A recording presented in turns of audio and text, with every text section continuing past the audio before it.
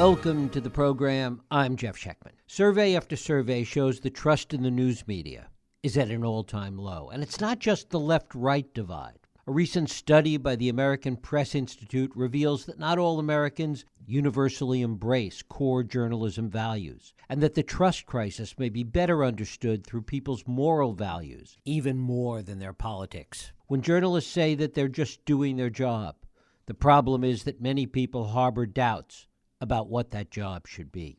Couple this with an ever-changing media landscape driven by economic forces, the political bifurcation of news via the long tail of the internet, the news-entertainment nexus, celebrity culture, and now cancel culture. And it makes for an environment that has very little to do with getting to the truth. Maybe democracy doesn't die in darkness, but in the chaos of competing truths. Joining me to talk about this today, I'm joined by Robert M. Smith. He's a former New York Times White House and investigative correspondent. He's a graduate of Harvard, Columbia's Graduate School of International and Public Affairs, as well as its Graduate School of Journalism, and a graduate of Yale Law School. In addition to his journalism career, he's worked in law firms, ran overseas litigation worldwide for a major bank, founded his own trial law firm, and served in the administration of Jimmy Carter. He's been a barrister of the Inner Temple in England and was director of mediation at an international center in London. It is my pleasure to welcome Robert M. Smith here to talk about his new book, Suppressed: Confessions of a Former New York Times Washington Correspondent. Robert, thanks so much for joining us. Jeff, thank you very much for having me here today. Well, it's a delight to have you here. When we talk about journalism today, is it fair to say that we need to talk about it pre- and post-internet? Is that a dividing line in the way we look at journalism today? In part because of clickbait culture and that sort of thing, the range of credible entirely non-credible sources, I suppose. But it's more than that. It's a culture, in my mind, this is just my opinion, of course, of what has happened to journalists themselves. That is, in my ancient day, I suppose now, we cling very tightly to the notion that we were independent and impartial and we had to be absolutely neutral. And that was the ethos that certainly pervaded the New York Times Washington Bureau when I was there, and the paper as a whole. And I cite the Times only because it was, and I think fairly put, it still is, a leader in the media world, if not the leader, to which other media outlets look with trust.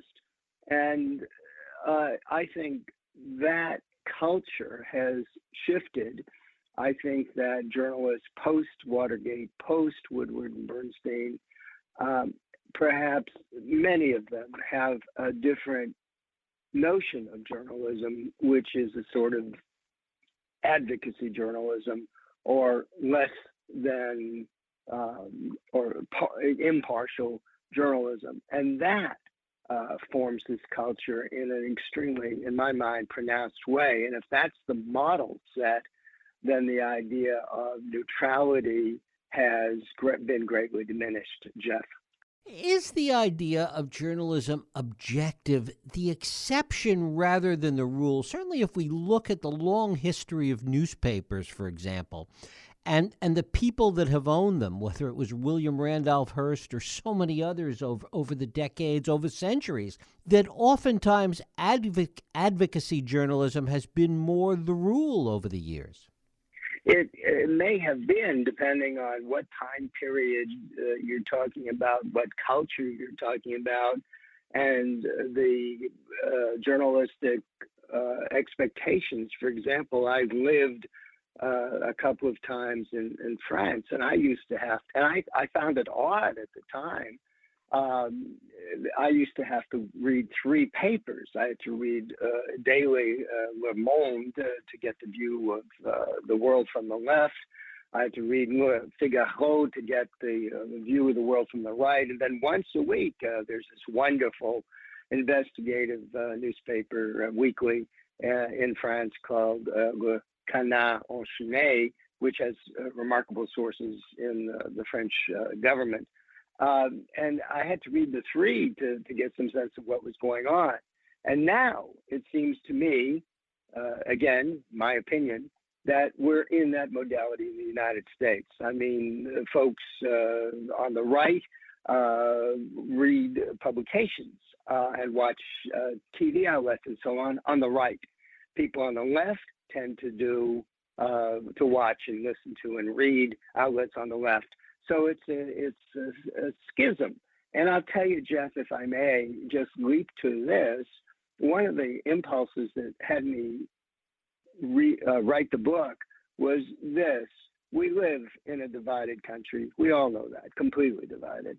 And we live in a country, as you were kind enough to point out at the beginning, where people don't believe the press. They simply don't. And with reason in some cases. I mean, they don't find it to be factual. So in a normal time, in an earlier time, a credible press would have had the capacity, in my mind, to bring together those on the left and those on the right and help heal this national divide by showing folks on the left what the ones on the right were like and vice versa, and showing the commonalities in our national life. Can't do that anymore because people don't believe it. But are there examples of that ever being done, really, of using the press as a way of bringing those conflicting points of view together? I mean, you talk about the French example, which is a good example, but even there, as you say, you have to read three newspapers in order to get a balanced point of view. Right. But we didn't used to have to do that in the United States. It's a much more recent phenomenon. And if we didn't have to do it, if the press spoke to us of our commonalities, or as de Tocqueville said, in the 18th century, the newspapers, I'm paraphrasing, is the only thing that comes to you daily to your doorstep or front door and speaks to you of the common weal. Well, it doesn't anymore. And I guess the question then is, to sort of bring it back to where we started, does the internet make that impossible? Does the long tail and the ability of people to go to so many different outlets, not only left, right, and center, but so many variations on those, really make that impossible forever? I don't think so. I think you may put me in the sheer, silly, naive optimist category. I mean, you have some people like vanilla, some like chocolate, some like hot bread sundaes and so on. But I think there's a tremendous premium, even in the business world as well as in the rest of society, but particularly in the business world, I suppose, the commercial world, on reading something that is neutral and it's true. And if a paper offers that, and you can find that in one place or hope to, then you can read that paper. And I do think that the Times occupied that position. It clearly doesn't. New York Times occupied that position. It clearly doesn't anymore. So the answer to your question in my mind is, I think it makes terrific commercial sense to have a paper or a media outlet like the Times that actually is neutral and straightforward journalism. I think it pays, so to speak, commercially. But beyond that, I think people really would like that and would not have this enormous distrust if they could be given a product that spoke neutrally and truthfully from their point of view, if there were an accepted instrumentality. It's interesting that you talk about the commercial context, because one thinks about the financial world and news in the financial world, for example, or the business world, where truth, or what passes for truth, gets to be determined and valued every day by the markets themselves. And things that ultimately turn out to be not true, the market reflects that, or the market reflects what the truth is within a business or commercial, as you say, context. There is no equivalency, it seems, with respect to other kinds of news. Well, I would say only this, I suppose. Excuse me. The New York Times got in the ring and began slugging it out with former President Trump. There's no question about that. I mean, in my book, Suppressed, I compare coverage by the AP, the Associated Press, and the Times, and you wouldn't know sometimes that you're reading the same story about the same event. So there's no question it did that. But the interesting thing, to answer your question directly, is that was good for Trump because his supporters didn't like the Times, and the notion he was slugging out with the Times helped him politically. And at the same time, the Times readership, circulation, and therefore profit rose during this era in which it was in the ring, in my mind, with Trump. So it was profitable. I'm not saying there was a causal link. I'm not saying the Times deliberately got in the ring because of the money element. I'm not saying that at all. But I'm saying that was the result, so that it was profitable to slug it out with the president in that fashion. So does it have an economic impact, this partiality? Yes, it can. One of the things that drives that is the nature of what that economic base is. It was a very different economic base when the paper relied on advertising against the paper versus a subscription model. I mean, the Times, for example, gets 65% of its revenue today from subscription, and it creates a stronger pressure really for bias to a particular audience in order to keep that subscription revenue going. Yes, and if you'll forgive me, it's programs like yours that one hopes help educate an audience to what they ought to be seeking in the press, not necessarily, to be blunt about it, a mirror of themselves, but something which is an accurate reflection of the society and what's happening in it. And if we had that and could trust it and could look into that sort of mirror, maybe we wouldn't be divided down the middle 50-50, which I think is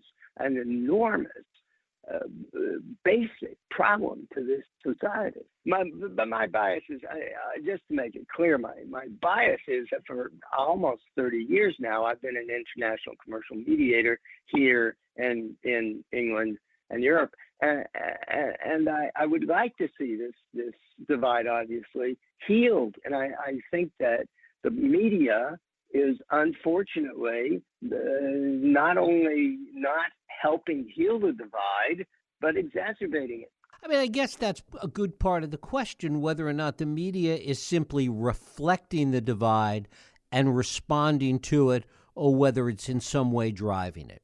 Well, I'm not a sociologist, and I haven't. I certainly don't have the statistics, and I'm not sure how one would exactly measure that. But it's not helpful when you're eating your breakfast cereal or in front of the computer and essentially tuning in, so to speak, to those elements of the media that reinforce your view and not giving you the contrary view or anybody else's view. That can't help but reinforce your own feelings, predilections, and view. When you talk about elements of the media, like let's use the New York Times continued as an example, the degree to which the bias that you're talking about is kind of an unconscious bias or reflexive or intentional. Talk about that. I start with the caveat that I'm not at the Times now and haven't been there for quite some time, long time. But I obviously still have journalists as friends. It's the culture, in my mind, has changed. As I alluded to at the beginning of our conversation, Jeff, younger journalists have in mind a different notion of what journalism is. And, if you're running the New York Times, if you're the executive editor, the editor, whatever, national editor, you are to some large extent beholden to your troops. I mean, if they have this, what can I call it, non-neutral advocacy view of their ideal functioning, that's going to affect you and your choice of stories and your editing of those stories. So it seems to me from reading the paper and watching the news about it and all that sort of stuff that the Times is reflecting this cultural shift, societal shift in the notion of what journalism is. And I was shocked, but put it down to my naivete, perhaps, to find that there's a journalism school faculty in San Francisco, and I'm not going to identify it, but where it is absolutely dedicated to advocacy journalism, period. I mean, it's open, I would say notorious, but in any event, public. It doesn't make any bones about it. So it's training the students who are taking journalism at that institution in an advocacy model. And that is where we are. Stay with that point a moment, because I think it's an interesting one with respect to that is where we are. And is it even possible to go back to a different form, a different style, one that may have been the norm 15, 20, 30, 40, 50 years ago? I don't know, because I honestly can't predict the future. I certainly have my doubts, although I wish upon a star sort of thing. I don't know if Americans accept as they do and plunk their money down as they now do for the voice that they want among all the voices, and if papers are driven by the economics, as to some large extent I suppose they must be, then I don't see how exactly we solve this problem. I can't, unless the Times, for example, could, or some other major paper or major institution could pull itself back to a stance of neutrality and be a leader again. And that would be a model, in a sense, for other media institutions to imitate.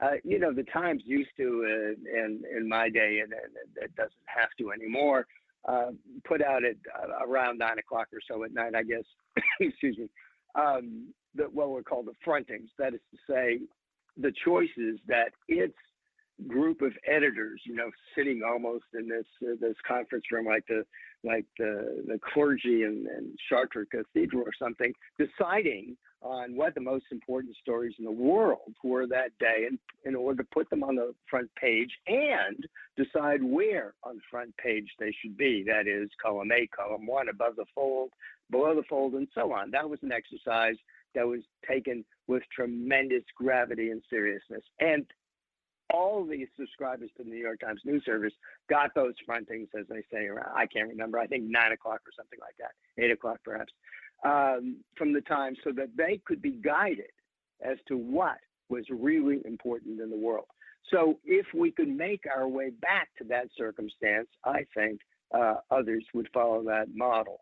I hope that addresses your question. Right. It seems that that's impossible to do for a couple of reasons within today's context. Number one, when those papers existed, when people used to get their newspaper delivered, you'd get a paper that was X amount of space, X amount of paper that was printed every day, and it was a finite container of information. The stuff that was important made it to a certain place in the paper. The stuff that was less important, or different sections or different features, made it to somewhere else.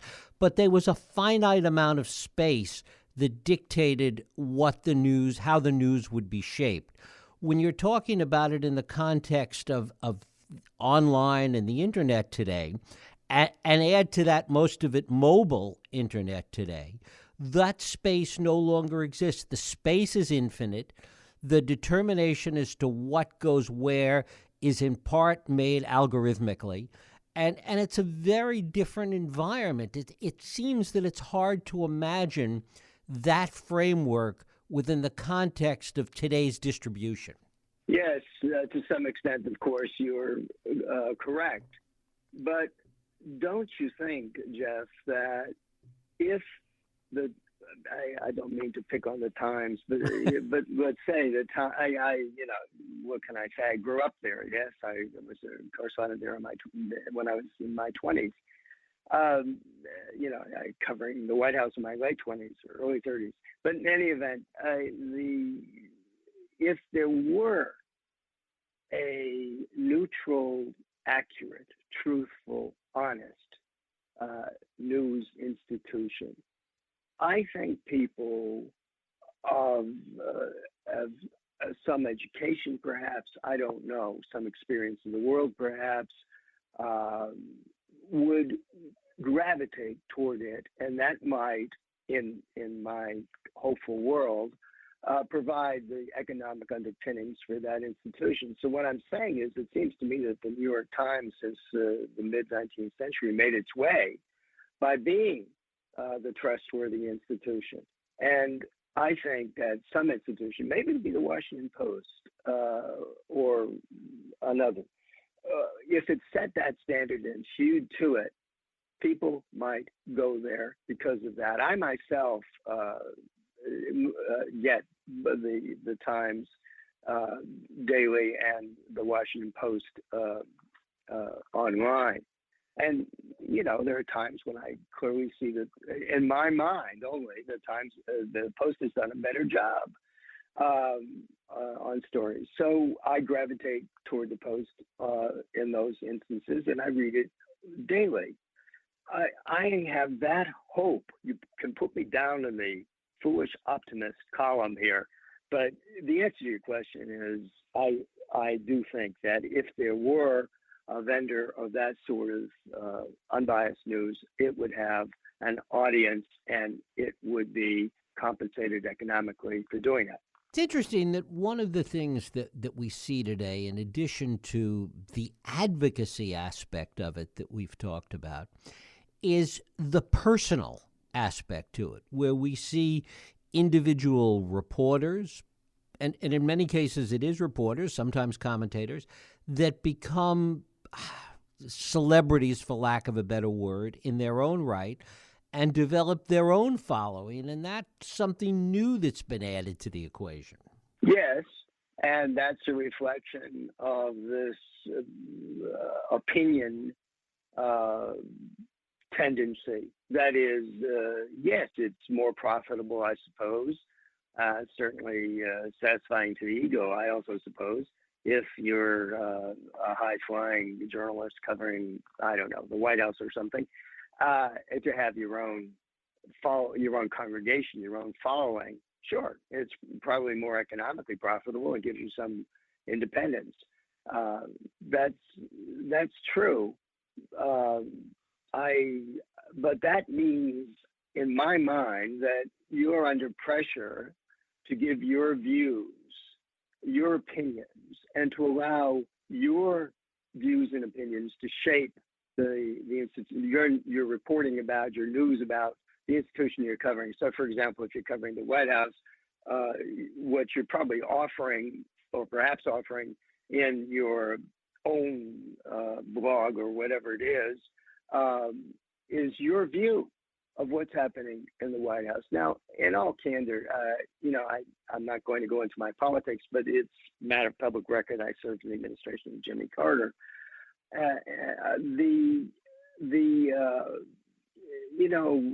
Trump, when he was sitting in the White House, he knew the political views exactly of the chief White House correspondent of the New York Times. And he knew what he was saying about him. And those things, in my opinion, were not kind, and certainly were not unbiased. And they were on the front page above the fold of the New York Times. So how would you feel if you were being treated in that way? Don't misunderstand, I'm not defending Trump, and I'm not blanketly criticizing the paper, but the result of what you've been kind enough to ask about is that it puts pressure and makes normal a reporter's taking up a stance instead of remaining neutral. It accelerates that process. Right. But the other underlying part of that is, and this is maybe not a good thing, but I would argue that it's factual nonetheless, at least today is that people's trust in individuals, in people that they think they know or get to know because of their work, that their belief and trust in individuals is far greater than their trust of institutions, that it is institutional trust that has really been decayed.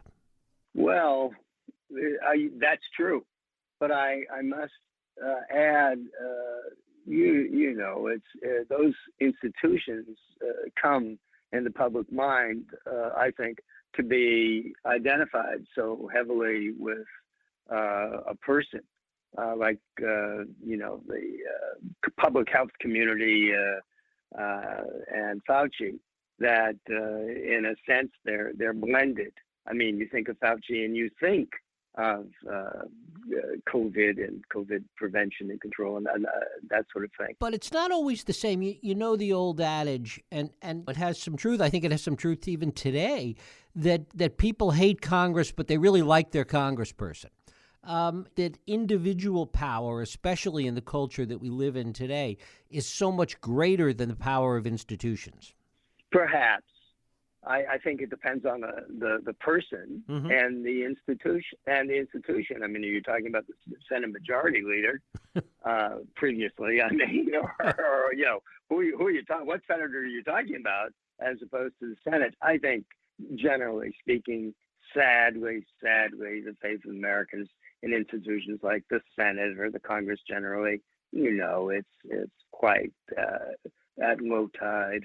I mean, Fauci's an interesting example because I think that, his profile, his approval rating, if you will, is far greater than that of the CDC or any other government institution. You ask if they trust the institution, people will say no. You ask if they trust him, they'll say yes.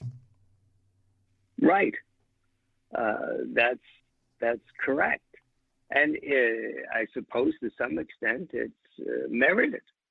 We just had a piece in the New York Times, David Leonhardt, saying the CDC, elevated risk aversion to the point where it was inflicting, I'm simplifying it, but right. Elevated risk aversion to the point where it was inflicting damage on the American people as individuals and the American economy. So, you kind of wonder about the CDC, but Fauci did not make that, or does not appear to have made that cost benefit or risk safety analysis himself. And he's a personable fellow. So to the extent that Americans are looking in a very difficult time for heroes, there he is.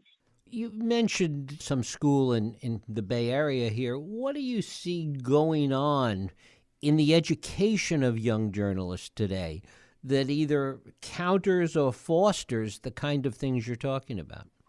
Well, I'm not currently teaching journalism, but you can't, in my mind, escape youngsters in any field wishing to make their mark in that field.